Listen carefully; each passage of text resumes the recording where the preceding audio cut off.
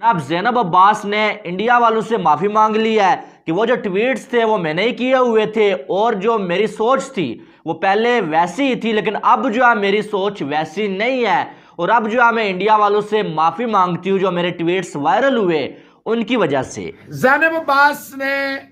Indian से कहा है आई एम सॉरी, मुझे मुझे ये नहीं करना चाहिए था और मेरे पास अल्फाज नहीं है कि मैं शर्मिंदा हूं। फिर उसके बाद ज़ैनब अब्बास ने एक और बात ये बताई है कि मुझे डिपोर्ट नहीं किया गया था और ना ही जो है इंडिया छोड़ने के लिए मुझे मजबूर किया गया था, बल्कि ऑनलाइन जो बातें हो रही थी मेरे खिलाफ कि भाई साहब ज़ैनब अब्बास ने ये किया, इस पे केस होना चाहिए, और जो रिपोर्ट की गई थी उससे मैं डर गई थी और डर के मारे मैं खुद जो है वो इंडिया छोड़ के वापस आ गई थी। She has realized her mistake. मेरे ख्याल से बेहतर यही रहेगा कि आप लोग भी अपने दिल साफ करें। जो जो लोग हर्ट हुए, हर्ट होना बनता भी था, क्योंकि मैं सिर्फ इस पॉइंट ऑफ व्यू से सोचता हूँ कि अगर किसी उलट करते हैं ये मामला कि अगर इंडिया से किसी ने हमारे रिलीजन पे बोला होता और फिर वो पाकिस्तान आता तो उसके साथ भी अच्छी खासी होनी थी। कहाँ गए हैं वो लोग भाई साहब जो उस दिन जो आप बड़े जो आप वो ट्वीट्स कर रहे थे, बड़ी बातें, शेम इंडिया, शेम बीसीसीआई, बहाना बना के ज़ैनब अब्बास को इंडिया से बाहर भेजा गया है भाई, डिपोर्ट किया गया है और ज़ैनब अब्बास के साथ नाइंसाफी हो गई है, फेक ट्वीट्स जो है उसके बनाए गए हैं। ऐसा माहौल बना देना कि एक इंटरनेशनल इवेंट में एक प्रेजेंटर को रातों रात एक मुल्क छोड़ना पड़ गया, उनको इतनी घबराहट महसूस हुई। बहाना बना के ज़ैनब अब्बास को इंडिया से बाहर भेजा गया है भाई, डिपोर्ट किया गया है और ज़ैनब अब्बास के साथ नाइंसाफी हो गई है, फेक ट्वीट्स जो है उसके बनाए गए हैं। उसके बाद जो है ज़ैनब अब्बास को जो इस पर जो इल्ज़ाम लगा के ज़ैनब अब्बास को इंडिया से बाहर भेजा गया है। अब सारी की सारी वो जो बातें हैं ना भाई साहब वो एक साइड पे कर दी हैं ज़ैनब अब्बास के इस ट्वीट ने, जो अब ज़ैनब अब्बास ने माफ़ी मांगते हुए किया है। और ज़ैनब अब्बास ने बोला है कि भाई मुझे कोई मजबूर नहीं किया गया, बल्कि जो है मैं खुद जो है वहाँ से डर गई थी कि भाई जो मुझसे गलती तो हो गई है, और फिर उसके बाद जो है मैंने इंडिया को छोड़ना मुनासिब समझा। और ज़ैनब अब्बास ने यह भी बोला कि इसके लिए कोई बहाना मैं बना नहीं सकती, हकीकत में ये मेरे ही ट्वीट्स हैं, लेकिन मसला यह है कि जब मैंने ये ट्वीट्स किए थे तब मेरी सोच और थी, अब मैं पहले जैसी नहीं हूँ, अब मेरी सोच और है। ये तो बात एक अलग गया कि पहले जैसी नहीं हूँ, क्या मतलब है, यानी कि जब आपको कोई जॉब नहीं थी, आपको इंडिया से कोई लालच नहीं थी पैसों की, कोई जॉब की लालच नहीं थी, आपको इतना जो है वो आप जो है फेमस नहीं हुई थी, तो आपकी सोच वैसी थी। अब आप जो है फेमस हो गई हैं, आपको इंडिया से अब जॉब मिलती है, आप जो है वो अब जो है वो स्टार स्पोर्ट्स के साथ आपके कॉन्ट्रैक्ट हो जाते हैं, आईसीसी के साथ आपके कॉन्ट्रैक्ट्स हो जाते हैं, तो आपकी सोच बदल जाती है। यानी कि किसी की सोच बदलने के लिए पैसा या जॉब काफ़ी होता है,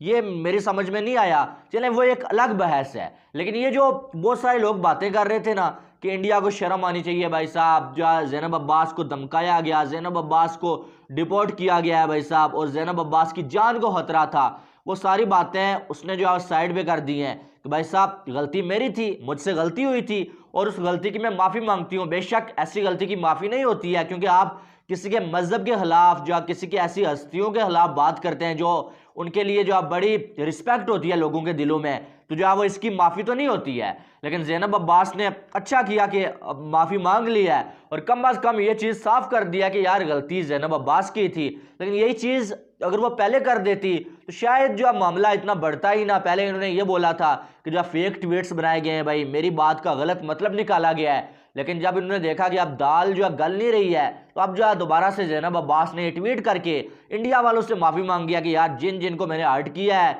उनसे मैं माफ़ी मांगती हूँ, और जो है वो अब अगर देखा जाए तो इसका कोई बहाना मैंने बना नहीं सकती, हकीकत में मेरे ही ट्वीट्स थे और मैंने ही किए हुए थे, मुझे माफ़ी दे दी जाए। तो अब मेरे ख्याल में ठीक है, जो भी हुआ शायद इसके बाद जो इंडिया में उनको जॉब ना मिल पाए और इंडिया में शायद वो वापस ना जा पाए, लेकिन चलें जो हुआ उस पर आप मिट्टी डाल लेते हैं भाई। तो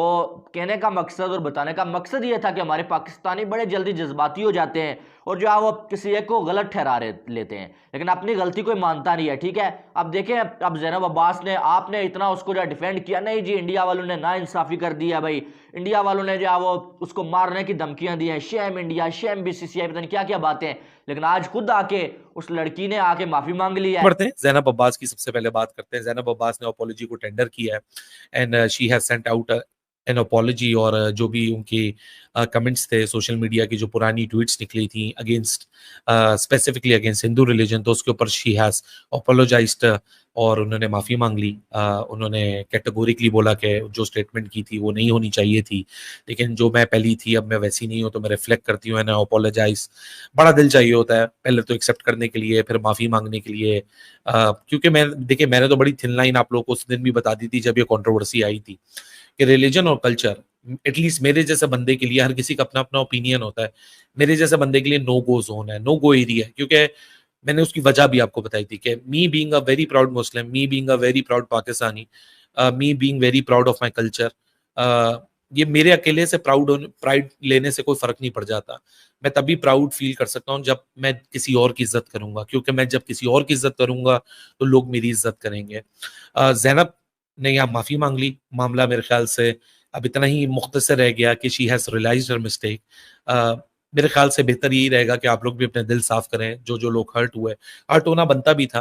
क्योंकि मैं सिर्फ इस पॉइंट ऑफ व्यू से सोचता हूँ कि अगर किसी उलट करते हैं ये मामला, कि अगर इंडिया से किसी ने हमारे रिलीजन पे बोला होता और फिर वो पाकिस्तान आता तो उसके साथ भी अच्छी खासी होनी थी, बल्कि मे बी शायद और बुरी होनी थी। माजी में भी लोगों के साथ यहाँ जो कि एलिजेड थे, जो कि प्रूवन भी नहीं हुए थे, उनके साथ भी अच्छी खासी हुई थी इन लॉस के ऊपर, जो ब्लास्फेमी पाकिस्तान में बड़े स्ट्रिक्टली फॉलो किए जाते हैं। सो अगर मैं पाकिस्तान से बैठ के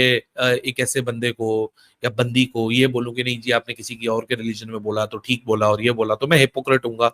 मैं दोगला हूँगा अपने आप से, वो मुझसे काम हो नहीं सकता। साफ और सीधी सी बात है कि रिलीजन और कल्चर, देखिए पॉलिटिक्स पे चलता है, एक दूसरे की बैंटर चलती है, टीमों का एक दूसरे की टांग खींच लें, एक दूसरे के पब्लिक फिगर्स की टांग खींच लें, वो सारी मामला चलते हैं, क्योंकि that is the heat of the moment. एक करता है, चिंगारी लगती है, वहां से हो जाती है, बाद में बंदा रियलाइज करता है हीट ऑफ द मोमेंट, ठीक है,